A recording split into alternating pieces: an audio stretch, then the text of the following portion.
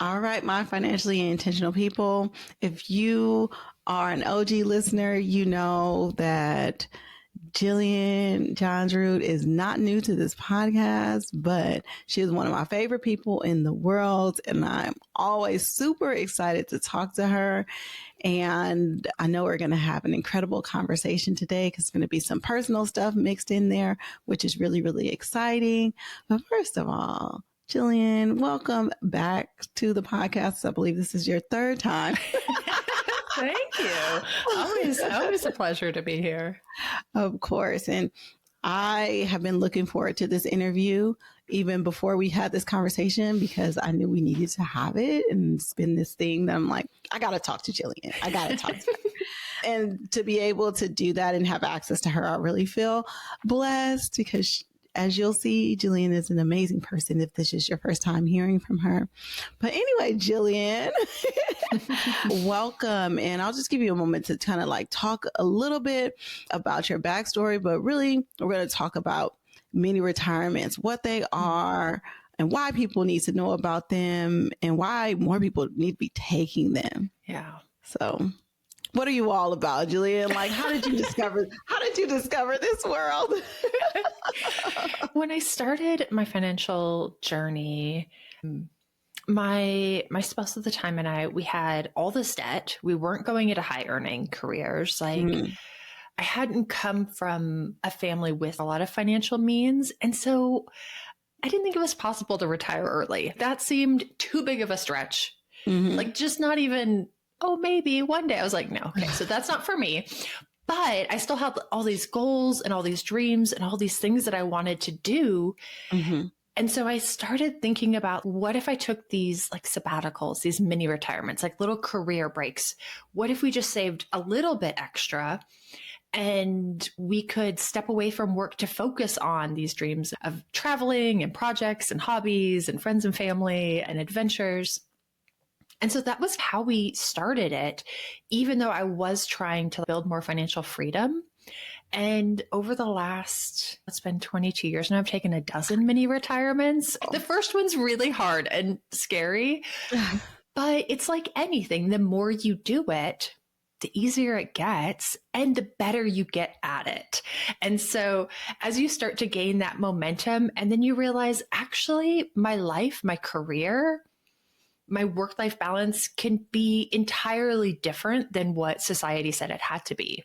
There's all of this variety. There's all these options. And I don't have to wait till I'm 65 to pursue these goals and these dreams that I have. Like I can mix them in to every decade of life.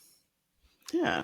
And what can mini retirements look like? I know every one of yours is look different and the people that you help, they all look different, but most people just don't have a concept of this because we were taught to work until traditional retirement age and then you can enjoy your life. Yeah. So I define mini retirements with 3 characteristics. It should be a month or longer. I find that's a sweet spot to really focus on a big goal or to rest and recover from burnout. So a month or longer, stepping away from your 9 to 5. So it doesn't mean you don't do anything. You could be traveling or pursuing a hobby or volunteering or whatever. You're probably still doing something, doing stuff, but away from your primary career. And then to focus on something that's meaningful. So that would make it different than, let's say you get laid off and you just sit around the house and you mope about and watch Netflix until like you find a next job. Right. It has to have that intentionality of I'm going to pursue something that matters to me. So if you have those 3 things, those are the basic framework, but you're right. There's 1,000 different ways this could look. For a lot of people, it is stuff that's tough to fit into nights and weekends. That might be a through hike. Maybe they want to hike like the Camino. Maybe it's a big road trip with their kids. Maybe it's a huge project that they want to accomplish. Maybe they want to write a book, but it's things that are tough to fit into nights and weekends, or it's unrealistic maybe to fit it into nights and weekends in this stage of life. Yeah. Because you have so many demands and your nights and weekends are full. So like I recently took a month off to learn tango. theoretically you can learn tango on nights and weekends, but I wanted to get like a solid base. I wanted to jump in. It's a hard dance to learn. So I took a month off and just practiced and practiced and practiced so that I could then maintain that new hobby during my nights and weekends. Like I had this foundation to really enjoy this hobby for the rest of my life. I love that. But that's the kind of thing, like people don't think that they can do that. They don't think it's possible. And a lot of times I think it's grounded in finances. And this is a personal finance podcast. So obviously we talk about finances, but most people think, how can I afford this? Yeah. Yeah. And it's funny because it's so uncommon. It's not a traditional way of thinking that a lot of people are like, this must be an extravagant expense. And the math actually isn't too bad, even if you're getting a month off unpaid. So your employer is not going to cover any of this. If you wanted a month off every other year, so if you start in your 20s, you're going to get 20 of these mini retirements, have 20 incredible adventures throughout your lifetime. A month off every other year, you would have to save an additional 6.5% of your income, which isn't massive. If you're making $10,000 a month, then that's $650. And if you're making $10,000 a month, that might be like an extra weekend. But there again, if you're making $1,000, that's $65 a month. Like you can earn that babysitting some kids. So in saving, either in reducing your expenses by that amount or increasing your income by that amount, it unlocks this massive potential to reimagine your life. In my case, I don't know, we're going to talk about this in general. I was like, oh, I'm like sitting on like this deferred comp of like $150,000 and didn't even consider it. So it doesn't even have to be like you intentionally are like now planning on it. A lot of people have money places that they haven't even thought about, or they even have an emergency fund or something that they can tap into. There's probably more money sitting somewhere that you can utilize or something that you can do. But also, I know you talk about there's still ways to generate income in your mini retirement, even if it's not your 9 to 5, that people don't consider, because maybe during this mini retirement, your expenses are so low, like you don't need that overhead. Yeah. Even simple things like, because, it can take time if you want to build a side hustle or get started in real estate, like those things take time to build. But let's say you want to go travel for 6 months. You could just rent out your place while you're gone. And that, whether that's $1,000 or $2,000 or $3,000 a month, might cover all of your accommodation while you're traveling, depending where you're traveling to. So it could massively reduce the cost of your adventure or offset your mortgage and all of those payments. So I've rented out my house a lot of times. Like it takes a little bit of preparation to get your house ready, but it is nice. Like you don't need a house sitter. If like the furnace goes out, like someone's going to notice and let you know. Yeah. So actually that's a perfect transition to talk about my thought process and what's going on in my life and why I really feel like this is a great time to take a mini retirement. I don't know if you want to walk me through your process or if you just want me to put everything out there and then we'll go back through it, or how do you want to do it? Yeah, let's start with the initial idea and motivation behind this. So the initial idea and motivation was I was at a place where I was on maternity leave, so in a mini retirement, and then I felt so guilty about not earning money like I had during that time that when I went back to work, I went back to work a little too hard. And I went back from 0 jobs to 3 jobs, and me getting to a breaking point where if things don't change, I was going to have a mental breakdown. And literally I was at that point, and it just so happened that things lined up and I was able to get almost a week off and then like reset. And, okay, I'm okay, but things are going to have to change. And so I was at that point and I was like, I know I want to take a break, but I don't know how I'm going to be able to do it financially because having another kid added a huge daycare expense, which is my childcare exceeds my mortgage. Yeah. That gives you an idea. So I'm like, how can I actually afford to do this? And then get into that point where I was like, oh, wait, but I have money and I generate income already outside of my job. I need to ramp that up. And I'm sitting on, if I decide to leave my job, this deferred compensation, which is $150,000 that I can access at any time. So that was the point. Like, that's how I got there. Oh, I can do it. But then now I'm at the point of, how do I do it efficiently, strategically? What is that going to look like? How much work is this going to take? Because it does feel heavy and a little bit overwhelming, the planning part. Yeah, I love that realization because it is hard to come to for some people, that like, oh, I have choices and I could give myself permission to do something for me. Like, sometimes we build freedom and we build flexibility and we build options, but then do we deserve the things we built for ourselves? Right. And it's a big energy shift of, I built some good things for myself and actually I deserve to have the good things I built for myself. Like, yes. Sometimes it takes a minute to just receive the things that we've created, which is bizarre, but it's real. And so when it comes to planning, I do not recommend winging it. Definitely a little bit of thought and intention, but there is a reality that when people are so busy and they're so stressed out and they're so burned out, they don't actually have the creativity and the bandwidth to perfectly imagine and plan this. Yes. So one of the things I teach I have a book coming out and I do group coaching. So I'm working with people every week of like how to go through this, is planning phases. Like your mini retirement doesn't have to be one thing. It can have a few different goals, a few different intentions. And your phase 1 might be rest, recover. And during that phase of rest and recovery, we're going to plan the other 2 phases. So there's going to be a great plan, but we don't have to plan all of it when you're the most tired and the most overwhelmed. And like, I think about burnout like a narrowing of your vision.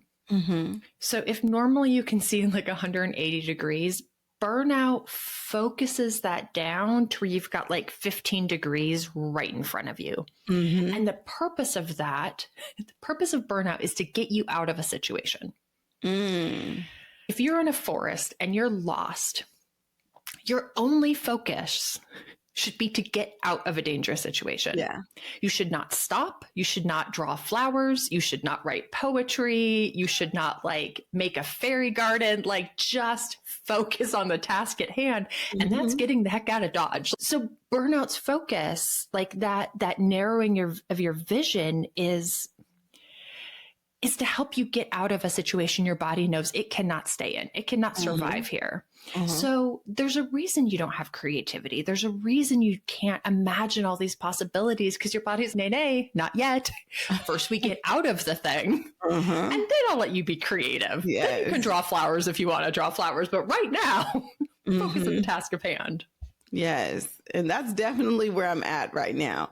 And because I feel like, oh my God, but I have to plan all these things out, but I don't have time to plan. Like, I literally the other day was telling my friend, like, I know I need to do all of these things. I need to have these things in place. And I have this timeline in my head that I want to do it by. But when am I going to be able to sit down and process and come up with a plan for these things? Because I am in the trenches. Yeah. It's figuring out what's the next right step. And when I get there, then I'll have more time and more information, and I can figure out the step after that. Even in my group coaching, like, it's 4 months. Like, we're showing up over a long period of time to come up with this plan. And I was telling him last night, I was like, this is a lot, and you will only have 60% of a plan. That's it. And that's the other thing too, that a lot of people have to be okay with. because the plan doesn't have to be 100% fleshed out, especially because inevitably something is going to go wrong with your plans. So it gives you that leeway. So, it ain't all figured out. It'll figure itself out, and things are going to come up, and we can work through those things. Things are going to go wrong and things are going to go right. Yes. Things that you never saw coming. Yes. New opportunities are going to show up that were not on your radar. Yes. And so I say you're going to have 60% of a plan, and the other 40% is make believe. It's an assumption. It's your best guess, but you're not going to know that 40% until you're in it. Exactly. Like, you don't get access to that information until you start the journey. So what I have people do is this process of a weekly or a monthly check-in, where you've run an experiment over the last week. You had a hypothesis. It's like the scientific method. And at the end of the week, you gather the information. Okay, I had this hypothesis. What actually happened? How do I actually feel? What's actually going on in my finances? And you ask whatever pertinent questions you want to ask. And then you take that new data, you incorporate it into the plan, you switch out some of that make-believe for this real, actual information, and you pivot it just slightly. And then you try it again for the next week. And over time, you're slowly adapting, you're integrating the information, you're responding to what's going on around you, and the plan is coming together. So I don't recommend winging it. And like a 60% plan is amazing. Yeah. But don't wait until you feel like I have a 100% plan. You can't get 100% until you're in it. It's almost like being a parent. Yeah. You can know 60% of parenting before you're a parent. The rest of it, you can only learn by being a parent. Like, you have to be in it to figure it out. Change that. I'm going to change that because most people only know about 10 to 20%. Yeah. 60 was generous. It was generous. Yes, definitely.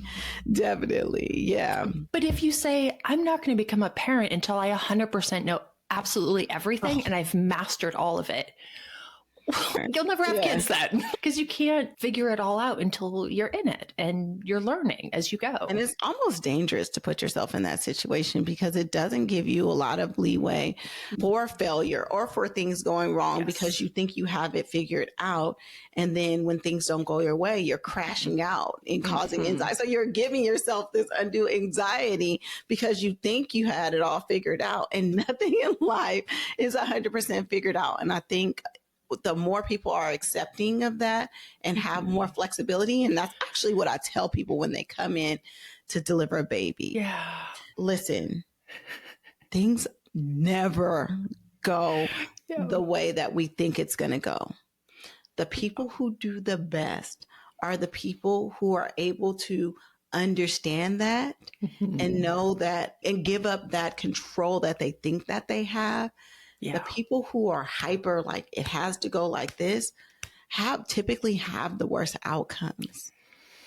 And it's something that in the book, in the last step, it's like things are unexpected on the journey. And one of those is it can be very emotionally distressing if people, they knew 60%, 40% was make-believe, but they convinced themselves that it was 100% accurate. Yeah. And then the make-believe stuff isn't panning out exactly like they thought it would because it was just an assumption. Exactly. And it's a tough emotional pivot that generally, like you said, they spin out. I would say it can amplify negative self-talk that was always there under the surface. Yeah. Like all of those deepest fears they have about themselves, they start to articulate. A really common one when people are burned out. They're super burned out and they think, I'm going to do this mini retirement to recover from burnout. And while I'm recovering from burnout, I'm going to do these 793 things. And I'm going to do them amazing because I'm awesome and I can do all the things. And their body all of a sudden realizes, oh, we have access to rest. And it's a little bit like if you were stuck in the forest and you had no food. And so you're like fasting, you're in starvation mode and your body feels hungry, but it doesn't feel so hungry that it can't get you to find food. There again, like your body's survival mechanism. We don't want you to be so hungry that you're distracted from actually solving this problem. But once you get rescued and people give you food and your body's, oh, wait, we have access to food. Now we're super hungry, actually. Like, we didn't want to mention how hungry we were before because we didn't want to freak you out, but we're super hungry. And you'll stay hungry for a long time until it recovers all of that food that you lost. And it's the same with rest. You might think you're tired, but your body is deceiving you because it's trying to get you out of this situation. It's do not fall asleep here. Do not stop walking. Yes. Keep moving out of the forest. But once it realizes, oh, wait, we have access to rest, it will feel tired. It will feel very tired. Mm-hmm. And it will feel tired as long as it needs to feel tired to get you caught up. So people think they're a little burned out and they have this 793 things they want to do and they're not doing them. All of a sudden, they don't have energy. They don't have motivation. They can't force their body to do this thing that their body's nay. Now we have access to rest. We're resting. And so that negative self-talk of, look, you're not even disciplined. You thought you were a hard worker? Clearly not. You're a lazy person. What you're like napping in the middle of the day? Like you thought you were going to make all this progress. You can't even function outside of a job. You're not even disciplined enough to get stuff done without an employer telling you to do it. Why did you give up all this income just to be a lazy person who naps in the middle of the day? At least before you were earning money. And like this whole narrative starts happening. Get out of my head. I'm like, okay, that's a story you could tell yourself. Or you could tell yourself the story of, I guess I'm a lot more tired than I realized. It's a good thing I have the ability to take a nap and then just move on with your life and be happy. That negative self-talk is so strong, though. Mm-hmm. It's so strong. The guilt. Yes. The guilt people have for not being able to check off boxes is so crazy because guess what? They've never heard that they are given permission to rest. They've never given themselves, they don't know if it's even possible. So how can you give yourself permission to rest? You don't even know it's possible. It's real tough. This is, whenever people are on the FI journey, this is a shift that we have to learn. There are things in your life that served you really well. And they got you from point A to point B, and they did a real damn good job doing it. There are mindsets and beliefs and attitudes that caused you to persevere and get you to where you are now. And those mindsets will not get you where you want to go next. Mm-hmm. It won't get you from B to C. It'll keep you at B. Mm-hmm. But it's not going to take you where you want to go next. And it's really tough. I almost think about like showing appreciation. Thank you, past self, for believing this and for doing this and for overcoming and for persevering and for working so hard. I appreciate you did that. Mm-hmm. And now we're going to do something new. Mm-hmm. Now we're going to try this whole new way of life. I appreciate we did that old way of life. That was great for that season. And now we're in a new season. We're going to do things a new way. Yeah. Yeah. But it's tough to give up something that served you well. Yeah. It's how you got to where you are. Mm-hmm. Yeah. So typically with the people that you work with, how much rest time do you recommend? Yeah. This is one of those things that we really... We only want to give ourselves the recommended minimum. So if you go and have a surgery and the doctor says, okay, you should be recovered in 2 days. You go, okay, I've got 2 days. Day 3, you feel like hell. Mm-hmm. But the doctor said you had 2 days. So you really think you should go back to work because we don't trust ourselves. We trust someone else. Mm-hmm. So it's probably going to take as long as it takes. That's it right there. And there again, that weekly check-in, that monthly check-in, let's check in with ourselves. Let's trust ourselves. How are we feeling? What are we experiencing? How tired are we? Are we still napping? Or are we starting to feel that regrowth of energy, of motivation, of excitement, of enthusiasm, of creativity? Is that, I think about like a forest fire, it burns down the forest and everything's like charred logs everywhere. But then that spring and you start to see that new growth come up and it's like neon green and you can see, oh, stuff is starting to grow again. So for some people, that's a month. And for some people, that's 3 years. Yeah. It typically depends. And I ask people to be honest with themselves. How hard have you been pushing? And how long have you lived that way? Have you lived that way for 2 years? You had a real soft, nice life. And then for the last 2 years have been hard? Or have you been pushing that way since you were like 12? It might take longer. Yes. Yes. But the person who's been pushing themselves since 12 is, okay, I'll give myself 6 weeks. 6 weeks. That's all I get. That's all I need. I can go back to it. Well, maybe, but your body might disagree with you. It's like, hey, listen, I gave you this crazy energy and motivation since you were 12. How about we refill for a little bit? Yeah. Like it. So yeah, between a month and 3 years. But be honest with yourself of where you are on that scale. Yeah. Have you had a busy year? Or have you had a busy life? Right. But I know what's in the back of most people's heads, because it's definitely in the back of my head. How can I afford to rest that long? That's a luxury. It is. It is a luxury. I would say give yourself as much as you can. Here's one of the weird things about mini retirements is people think it's just a net loss. I'm going to take this time off and it's going to cost me income and it's going to cost me extra money to go do cool things. And therefore, I am only behind financially for the rest of my life. But life is weird and funny and nuanced. And it doesn't always work in those linear ways. It's really easy for us as humans to predict negative outcomes.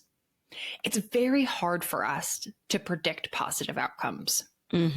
Just from an evolutionary thing, like you're more geared towards survival if you're better at predicting negative outcomes versus positive outcomes.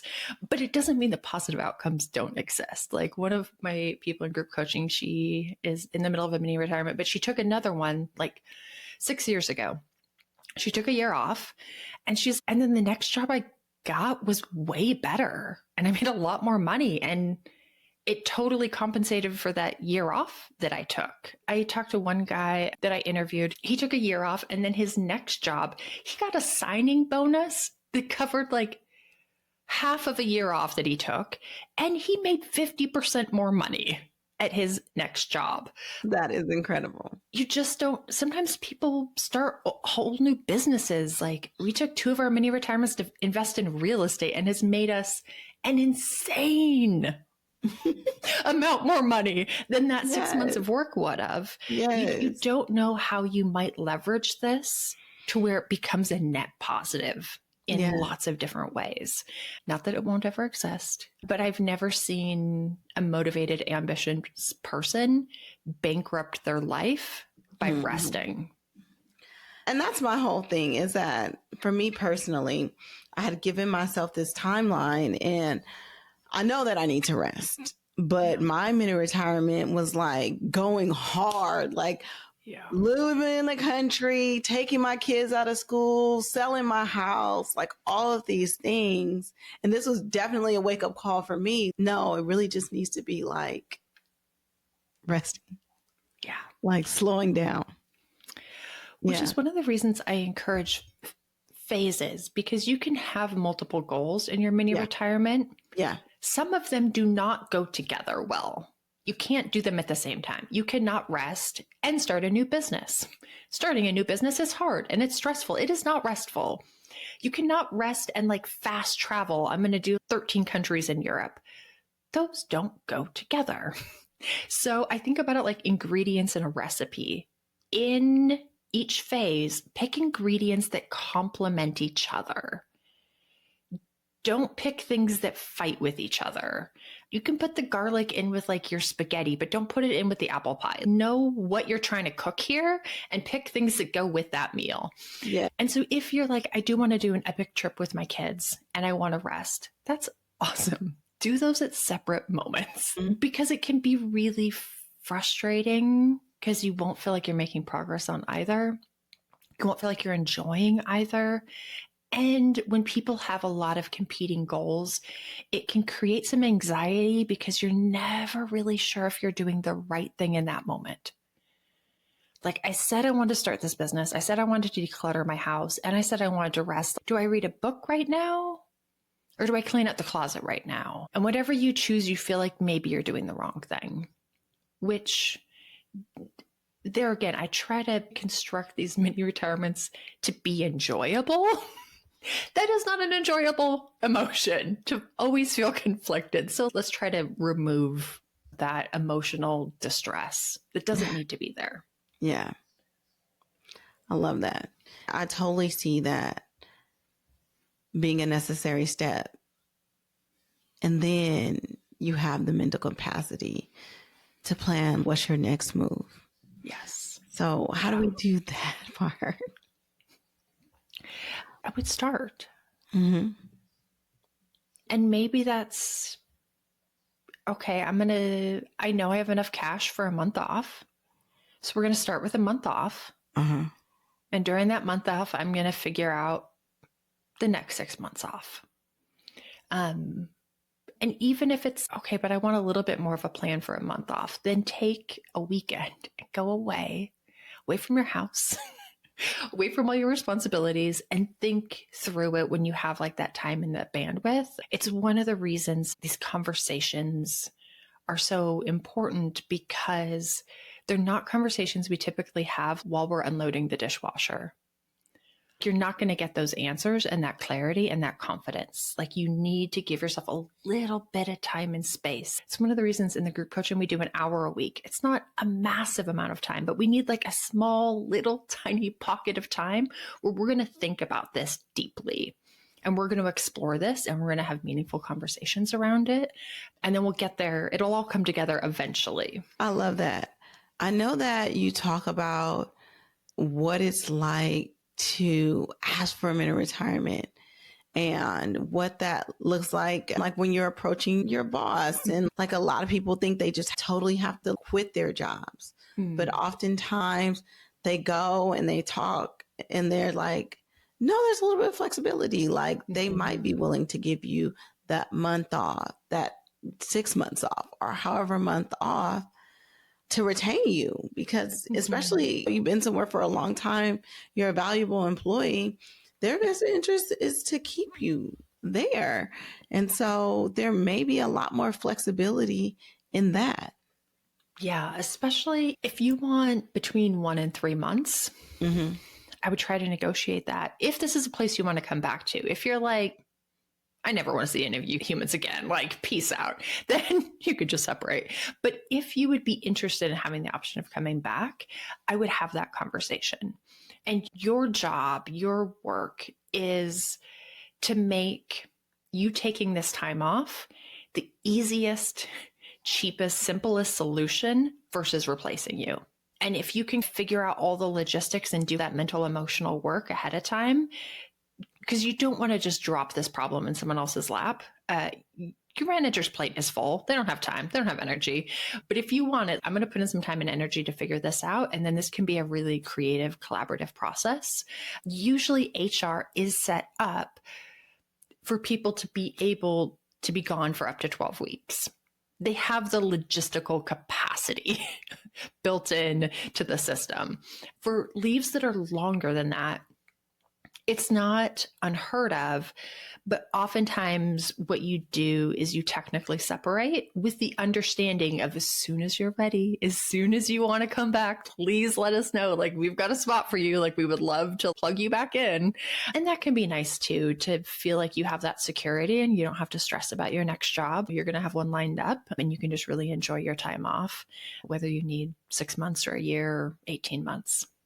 The other thing that people often struggle with is if they do decide that they need to walk away. You talked about like the possibility, not walk away from their job, but leave the area. And what are they going to do with their housing? If they own a home, they're not renting. Do I have to sell my house? Can I rent it? How do people navigate that? And do they have more? It's not always as black and white as I think a lot of people think about it, right? Yeah. And they're again in the same kind of framework of just make the next right choice. Yeah. It's really tough to make the choice that you're going to want in 5 years or in 10 years. If any of us think back to how old we were 10 years ago and like what our biggest goals were then, and like what we thought we wanted the most then, it's probably not even the same because over the last 10 years, we've grown and we've changed and life's changed and good stuff happened and bad stuff happened. And like, so I encourage people, like, don't try to make the choice you're going to want in 10 years because you're going to be a different person in 10 years. So when it comes to selling your house, you don't have to make that choice right away. You could make it a month in. You could make it 6 months in. Let's say you want to travel around the world for a year and you're like, do I sell my house? You don't. Leave it empty for a month. See how that feels. Put a long-term renter in it for 6 months. See how that feels. And then, like we were talking about, as you go, you'll get more information. You'll learn more. And 6 months into a trip, you're like, yeah, we're never going back. Like, we're building a new business. We're living in a new life. We're moving to Costa Rica. Like and you have that clarity and you have that confidence. And then, yeah, selling that house, that's the right choice. But you're not going to know it till you're in it. So don't stress yourself out about making the choice before you have all the information. The other big thing is if you have children, what to do about their school. And I learned this from you. And I didn't know this was the option before, but it's just you plan like on taking your kids somewhere and you don't know, do you totally unenroll them for school? Do you do homeschooling? Do you put them in independent study? Like, what do you do? And I remember you telling me you can just take them out the school system for a little while. And I was just put them right back in. I know. I did not think about that. Yeah. Yeah, it doesn't have to be one thing. Yes. Like if you want to we've done 3 months in the winter, send them to school in the fall and enroll them, do an epic trip, homeschool them over that, come back, re-enroll them, and off we go. It's not, if we're going to homeschool them, we have to homeschool them for the rest of their lives. No, you make the next right choice and then you make the right choice after that. And giving yourself permission to change your mind. It's the same with healthcare. I was actually talking about this last night on the group call. What's the right healthcare choice? And I'm like, honestly, the right one is probably a few different choices. The right one might be Cobra for the first 2 months. You wrap up all your things, you finish all your appointments, you have the same primary care. And then the right choice might be going on the exchange. Yeah. And maybe you do that for a while. And then maybe a year in, maybe the right choice is a part-time job.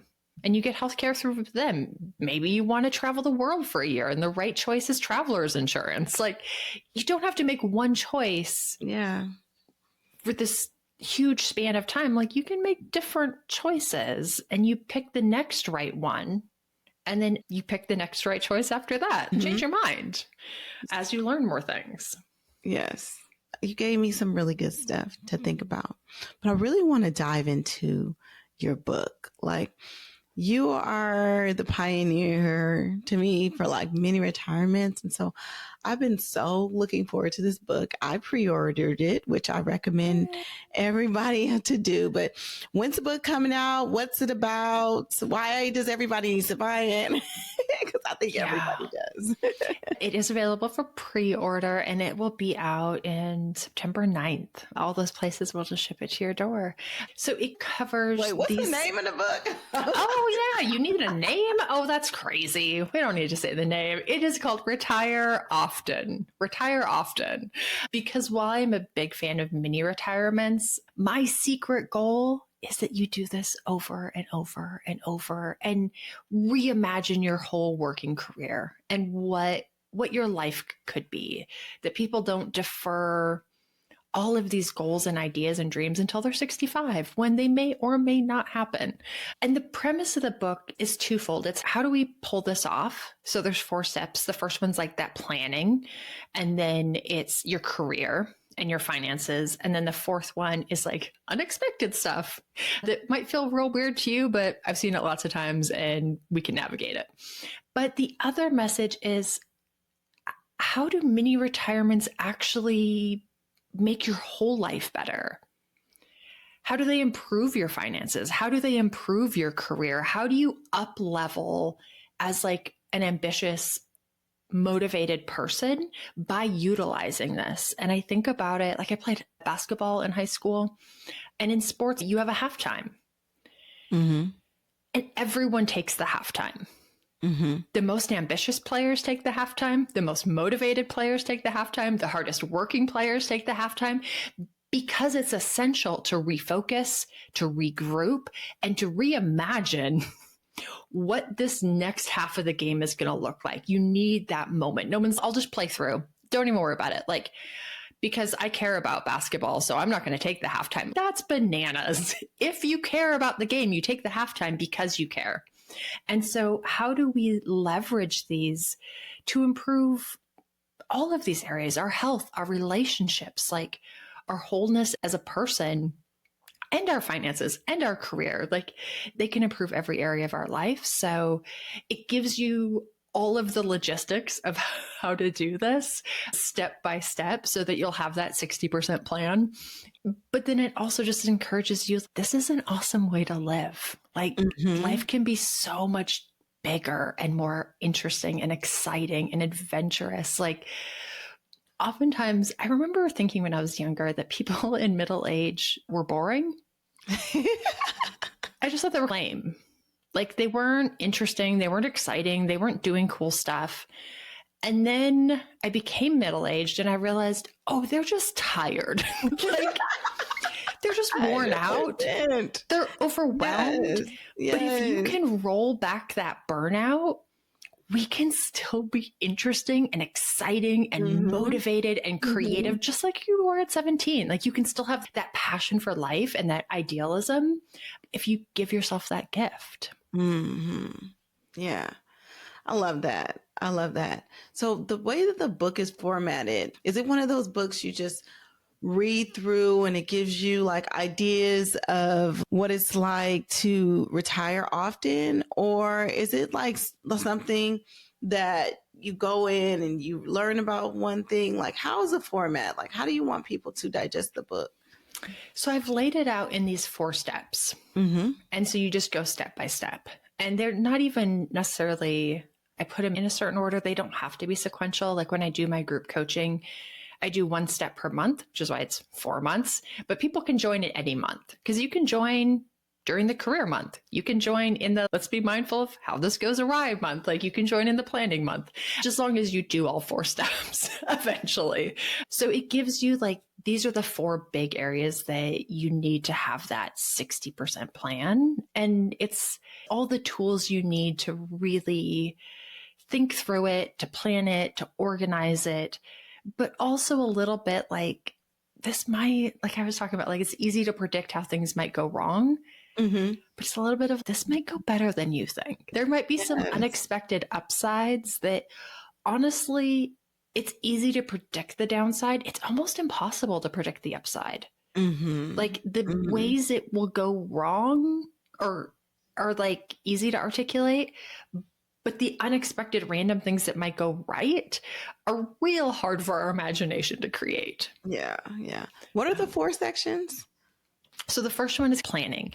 So it's about those phases, and it's thinking through what's the next mini retirement? How do I think about those phases? And then it's employment, either how to negotiate the time off, how to do networking, how to find a great next job, how to use this to up-level your career. Then finances, how do we budget for this? How do we financially prepare for this? How do we build financial resilience and flexibility so that this can be a lifestyle? So it's like short-term and long-term thinking on that financial, and healthcare's in there because that, especially for Americans, that freaks us the heck out.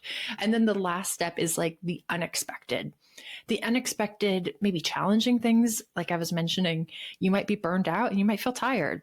Mm-hmm. Here's how you might spin out on that. Or you could just say, more tired than I expected. Good thing I have time to take a nap. Enjoy the rest of your day. So it's a little bit of those things that, because honestly, most people don't have a lot of friends and family who are also going through this process. Yeah. They feel very alone. And so their experience feels incredibly unique. Mm-hmm. They're not like, oh, I bet everyone feels this way. I bet everyone deals with this. It is incredibly common, and there's really simple solutions to it, but it doesn't feel common, and you have no idea what those solutions are. So I've worked with hundreds of people who've done mini retirements. I've heard so many of these stories that feels overwhelming and scary for other people. I'm like, oh my gosh, no, everyone deals with that. Here's what we do. It's not even a big deal, which is one of the nice things. It's why I actually started doing group coaching, because I did for 8 years, I've done a one-on-one. Mm-hmm. And so I hear all the stories and I'm like, yep, that sounds pretty typical.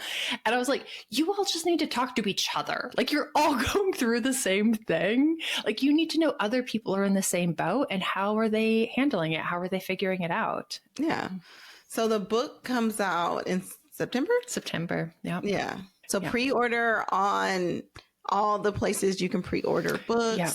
Yeah. Retire Often. And if you go to retireoften.com/book, it's got all of those links. And there's some free worksheets there if you want to get started on that. Mm-hmm. And I have a podcast called Retire Often. And so you get to hear other people's mini retirement stories. And it creates a little bit of that. Here's what other people, how are they thinking about it? How are they planning it? How did it go? What were the challenges? What were the upsides? And the more I think people hear those stories, they don't feel like they're just like the lone weirdo out there doing this thing that everyone thinks is a bad idea. Yes. There's a couple of us that think it's a good idea. Mm-hmm, mm-hmm. And then in the meantime, you have your group coaching program, and you said that you can pop in at any month. Mm-hmm. How do people have access to that? Yep. retireoften.com/group coaching. And yeah, we start the new module the first of every month, and I have a beautiful, lovely workbook, and there's little videos for each exercise. And then we do a group coaching call, and we go over our homework and what did we learn and what do we think and what questions do we have and how are other people thinking about this? So it's nice to have that community. It's all of the tools and all of the exercises, but it's also that group of people who are doing it with you. And especially if you're a person who likes a little bit of structure and a little bit of accountability, it's nice to have something on your calendar. Okay, I need to show up for this hour and engage, versus I should probably get to that someday. I should probably think about that at some point, but then week after week goes by and we never get around to it. Yeah, but I love this. This has been like very, very good for me, selfishly. Because now I have a plan and I listen to the podcast and I really want to dive in some more and binge it. I, of course, already pre-ordered the book, but now I just know I'm really serious about this and I want to do it the right way. So I'm also going to join your group coaching program so Yay! I can work through those steps with you. So yeah, this has been everything I needed and stuff I didn't even know I needed. The rest part mainly. Yes. And for the group coaching, some people do it before they start. Yeah. And some people do it while they're in the mini retirement because they didn't have the bandwidth before. So I have people who are like 3 months in, 6 months in, a year into their mini retirement and are like, okay, now I should probably come up with a plan for this. Yes. So I encourage people, if you're planning one within 12 months or in it, if you're further out than that, it doesn't feel real enough yet to get the most out of it. Just read the book to like future plan. But if you're kind of like, I'm about to jump, then it's a good step. Yeah, I love that. And then for people who just want to get in contact in general, where can they find you? Yeah, I have a fun, sporadic, random newsletter that I send out sometimes, occasionally. Who knows when? I don't know. So that's always a fun surprise. And either my name, JillianJohnsrud.com, or Retire Often. And on social media, I'm Jillian Johnsrud everywhere. So, Yay. yeah. Oh, Jillian, this has been the best. You guys can see I love talking to Jillian. She's just a great person in general. And I've really gotten a lot from this, and I know my audience will. So I appreciate you from the bottom of my heart. I don't know, think like how much you mean to me and how much I think about you often. And you're that person for me. In a lot of areas like parenting, like all of those things that I always look to. So I really appreciate you so much, Jillian. Oh, thanks for having this chat. And I'm excited. I'm excited for you and your audience to see this unfold. And it's so hard and scary, like at the beginning, but it's like most things, like before you do it is the hardest part. Yes. And then it gets better. Yes. Yeah. It's about that decision. But once you make it and you're into it, you can put the wheels in motion, but it's hard to get to that point where you even know you need to make that decision. Yes. And I think a lot of people are there right now. Yeah. Yeah. Permission.